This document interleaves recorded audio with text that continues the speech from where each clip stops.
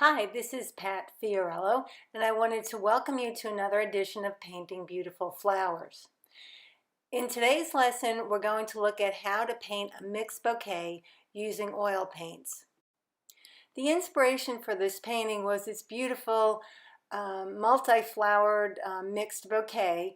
There were beautiful harmonious colors of the pinks, the reds, the lavenders, and I thought this would be a nice painting to create. I wanted to keep it loose, casual, free feeling, and so what I did was use an underpainting method, which is using transparent colors as a start. I began with the rose, which was kind of my focal point for the painting, and just started placing in with rich transparent colors like alizarin and magenta, where I wanted the rose to be placed. Again, it's a very general, it's not very specific and tight. I want it to be loose and free feeling. So I started with where I wanted kind of my center of interest to be placed on the painting. But saying that, really my idea for the painting is to have a beautiful light surrounding this flower and moving around. I continue to put in where the white flower is going to be, but kind of have a yellowish, neutralish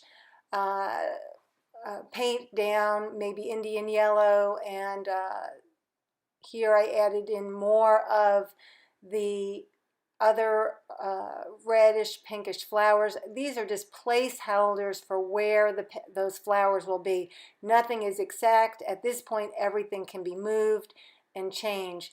I continue to build in placeholders for where the more lavender flowers are going to be, but I'm painting them darker and more neutral than what they'll ultimately be. I added in here where the lilies would be. I don't want the lilies to become too important in this painting to take away from the idea of the movement of the white flowers circulating around that central red rose.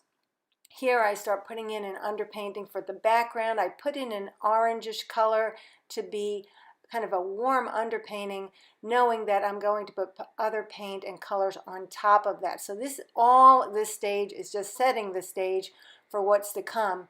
The colors at this point still look pretty garish and bright. They're too intense, but I know that it's easier to dull them down. So I start with this as a base to retain rich colors. Here I'm starting to develop some of the flowers, and I started with the rose, starting to depict some light and shadow, and I continue to do that on all the other flowers as we go throughout the painting. As I continue to work, you start to see the light and shadow being formed on the different flowers. I had added in a background color to tone down that original brighter orange color, but keeping that to somewhat of a neutral so that the colors of the flowers remain the richest color in the painting. And I continued to develop each of the flowers until we come to this point. I was nearly done, and then I stopped and took a break and revisited the painting to see where I wanted adjustments. Kind of in this upper right corner there was too much light. I wanted to add a little bit more light on some of the other flowers, and here you can see where I finished up and the whole thing came together to achieve my design idea of having the light wrap around that central red rose. So, and I call this painting Ring Around the Rosie for those very reasons. So I hope you enjoyed watching this quick painting demonstration today. You can see more of my art at patfiorello.com, and I invite you to follow me on Facebook and Instagram.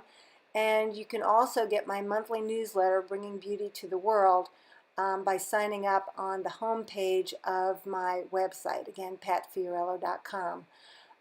Wishing you happiness and fun times painting, and if I can ever be of any help or support to you in your artistic growth, please don't hesitate to reach out. Thanks so much and have a beautiful day.